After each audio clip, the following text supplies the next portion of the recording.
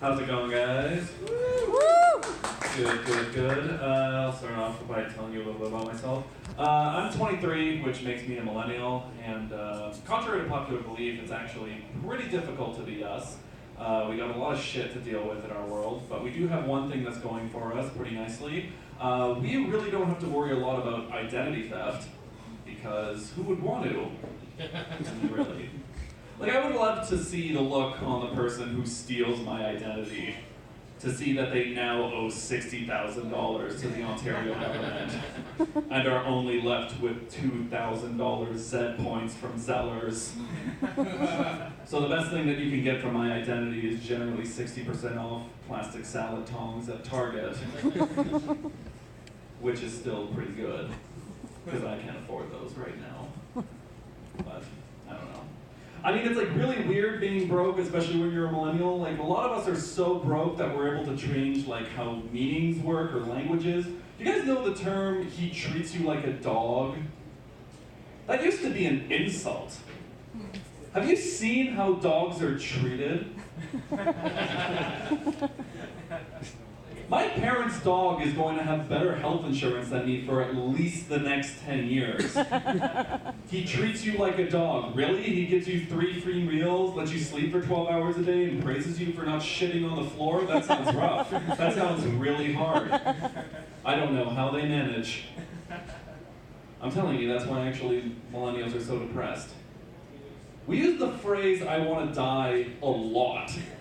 That's thrown around in the millennial vernacular way too many times. I want to like just distinctly just tell you the difference between, like, if you're not a millennial, like the difference between I want to die. It's not that we want to kill ourselves, but it's sort of like the idea that if I were to wake up tomorrow and I just kind of like cease to exist, that wouldn't be like a big problem for me. You know what I mean? Like, I'm not going to actively jump in front of a vehicle into oncoming traffic, but if I'm walking onto a road and a Ford Fiesta doesn't brake in time, then that's what happens to me. You know what I mean? So weird how suicide is not, like, a big funny point among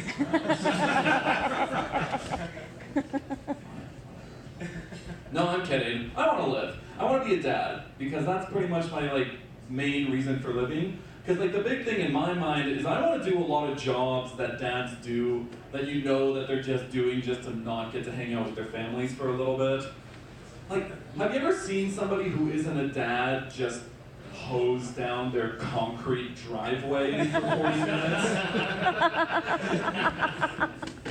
Like, it's clean after 5 minutes. There's no more dust there. They'll tell you every single time, it's like, well, I want to make sure that it's good for the sediment. It's like, really? Or is it because your son just dropped out of business school to become a DJ, and your daughter just came home with a septum ring? Is that what happened, Richard? That's probably what happened. What else about me?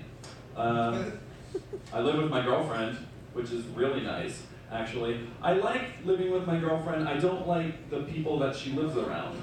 It's very annoying. She lives in an apartment complex, which is really nice, but I'll tell you what's really shitty, is that she lives at the end of the hallway, which means I need to cross basically every single room in order to get to her place. And there's this one woman who just hangs outside of her hallway. That's rude in my mind. She's imposing a social interaction with me every single time I get home from work. And this is not a person, like, if you're hanging outside of your apartment, you're probably already not kind of privy to general social cues to begin with. Because, like, in my mind, like, how these interactions should work is just like, hi, how are you? Good, how are you? Fine, thanks. That's it. That's the end of the conversation. But with this woman, it's hi, how are you? And I'm in the 25th minute of her talking about how her cat has gotten new eye drops. It's offensive to me. I can't go to work. I'm late for work constantly because I want to make sure that she leaves. I don't know what's going to happen if there's a fire. Because I am not getting behind that woman in an evacuation line. Because let me tell you something. 3rd-degree burns are painful, but if I'm behind that woman going down the stairs while she's talking to me about, like, hey, did you hear they may change the carpeting in the 3rd floor atrium? I'm gonna fucking kill myself. I don't know. I'll leave you with this, though. I used to work at No Frills, which, thank you. I used to work at No Frills, and it was really nice for a little bit. The weirdest thing that ever happened to me is I worked in like a rougher No Frills, and so, I know, a joke in and of itself, isn't it? And a homeless guy came up to me, visibly drunk, while I was waiting for the light, and he said, "Excuse me." "Excuse me," and I turned around and I'm like, "Yeah, what's up?" And he said, in this sentence, like this is a verbatim quote that he told me, he was like, "I would love to fondle your balls."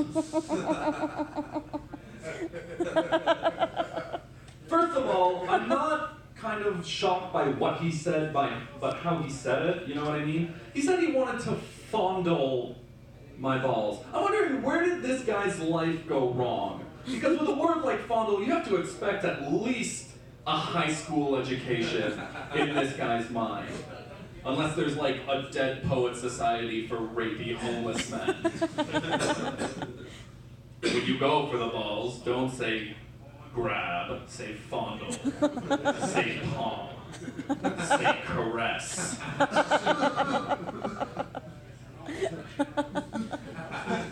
Robin Williams doesn't want to say. But yeah, like, and it was kind of one of those things where it's like I didn't really know quite what to do, because believe it or not, I was not prepared in life for when somebody asked to fondle your balls unpromptly.